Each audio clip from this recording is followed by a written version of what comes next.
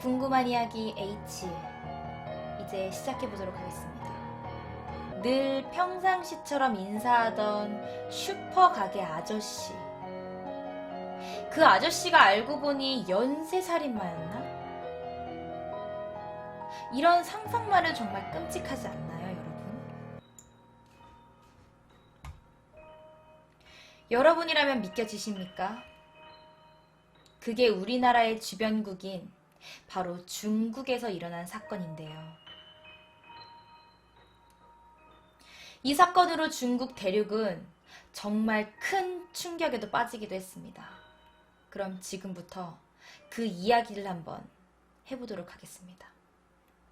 바로 가오청융 이야기입니다. 이분이죠. 바이인에서 저지른 9건의 연쇄살인 사건 외에도 몽골 자치구의 바오터우에서 2건의 살인사건을 더 저질러서 총 11명의 여성을 잔혹하게 살해한 것으로 드러났는데요.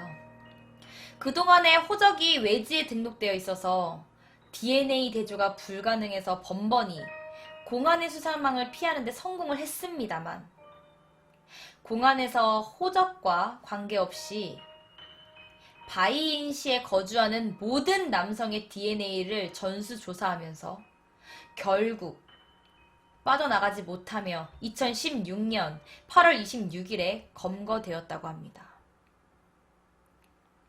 사실 공안 측은 범인의 DNA를 확보한 지 오래됐다고 합니다. 피해 여성들의 몸 안에서 정액이 검출이 됐는데요. 그 정액을 토대로 DNA를 추출해 확보해둔 것이었습니다. 하지만 아무리 찾아도 그 범인을 좀처럼 찾지 못했습니다. 왜? 호적이 외지에 등록이 되어 있었으니까요. 그 이유는 바로 호적 때문이었죠. 당시 공안에서는 범인이 바이인시에 거주하는 사람이라고 확신을 하고 바이인의 호적을 둔 사람을 대상으로 DNA를 조사했습니다만 가오청융의 호적은 바이인이 아닌 란저우의 위중형으로 등록이 되어 있었습니다. 그 때문에 번번이 미꾸라지처럼 수사망을 빠져나갈 수 있었던 것인데요. 마지막 사건이 일어나고 14년이 지나도록 범인은 검거가 되지 않았습니다.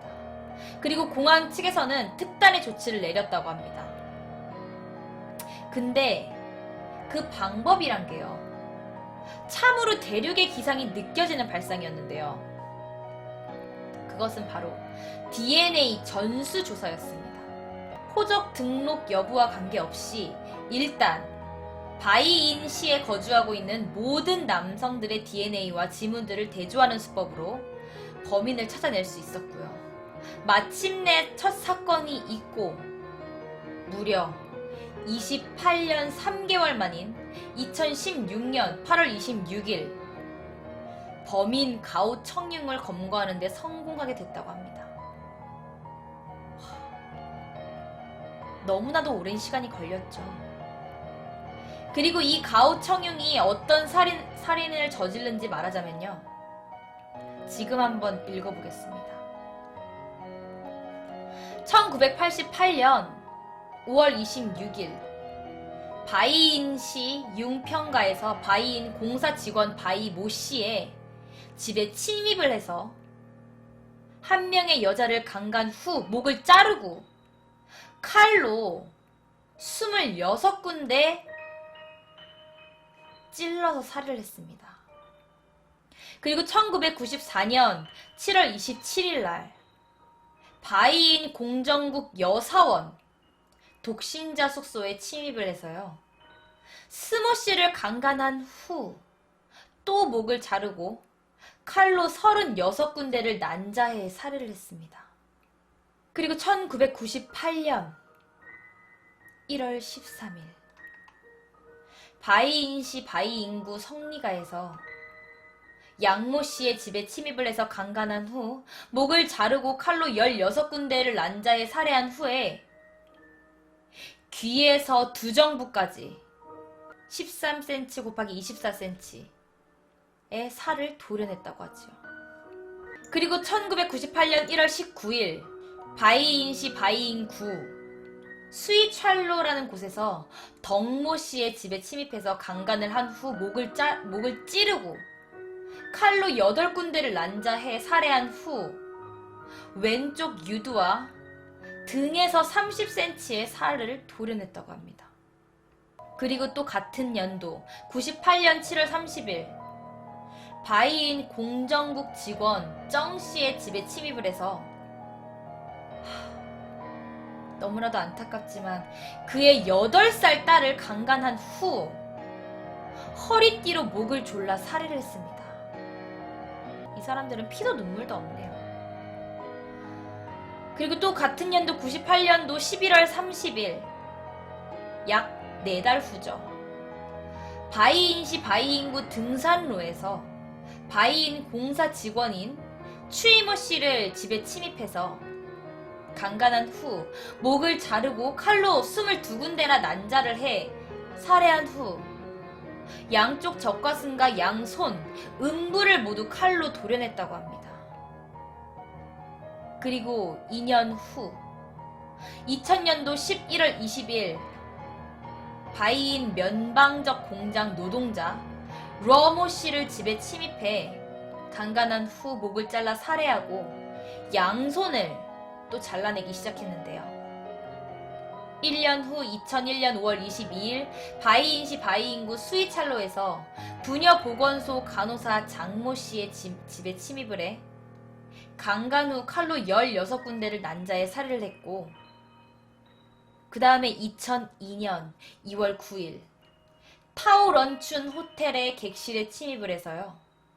투숙객 주모 씨를 강간한 후 목을 잘라 살해했다고 합니다. 그리고 이 외에도 내몽골 자치구의 바오터우에서 2건의 살인사건을 더 저질렀다고 하는데요. 여러 사건과 바오터우에 일어난 2건의 살인사건까지 도합 11명의 피해자는 모두 다 젊은 여성이었습니다. 그 중에 8살 난 어린아이도 있었죠. 그리고 범인 가오 청룡은 체포될 당시 사진을 보면요 알 수 있듯이 체격은 좀 왜소한 편이었고요. 키도 170 남짓한 정도로 그리 큰 키가 아니었다고 합니다. 즉 자신의 힘으로 제압하지도 못할 것 같은 성인 남성들은 아예 건드리지도 못하고 만만한 여자들만 건드린 것이죠.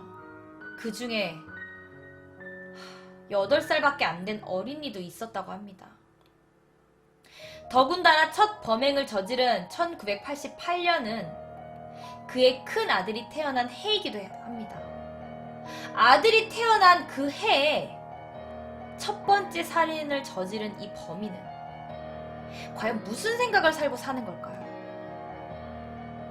즉 아내와 자식들까지 둔 가장이 무고한 여성들을 잔인하게 해친 것도 모자라서 자신의 범행을 철두철미하게 숨긴 채 태연하게 가장 노릇을 해왔다는 것인데요.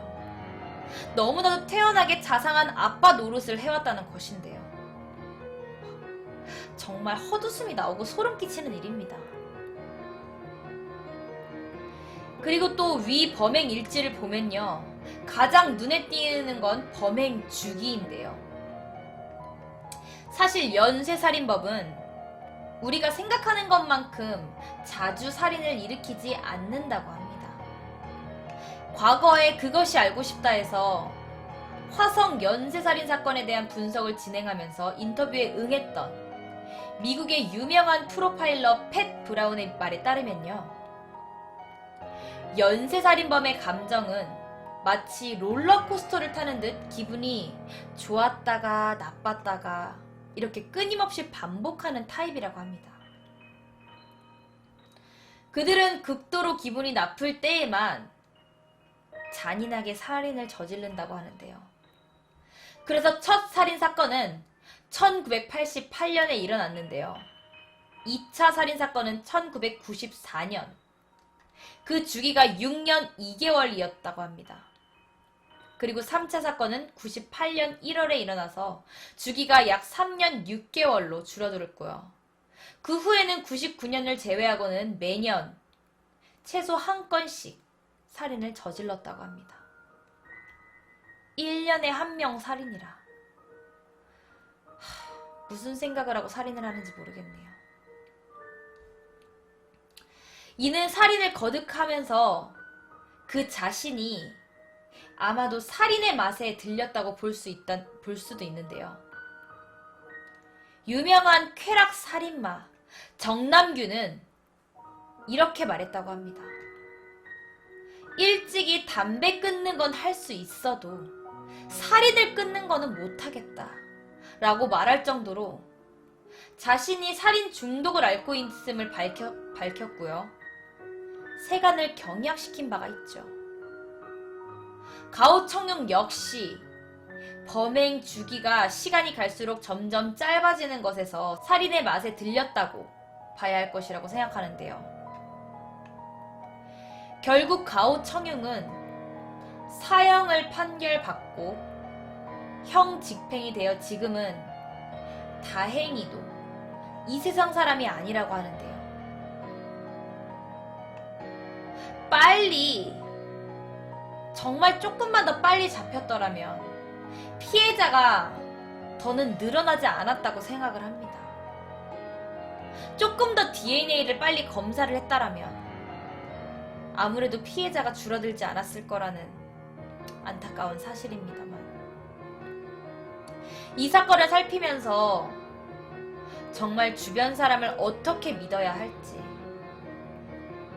분명히 자상한 아저씨인 것 같으면서도 저 사람을 정말 믿어야 할지 말아야 할지 고민을 많이 했던 사건이었던 것 같습니다. 여기까지 하하의 궁금한 이야기 H였습니다.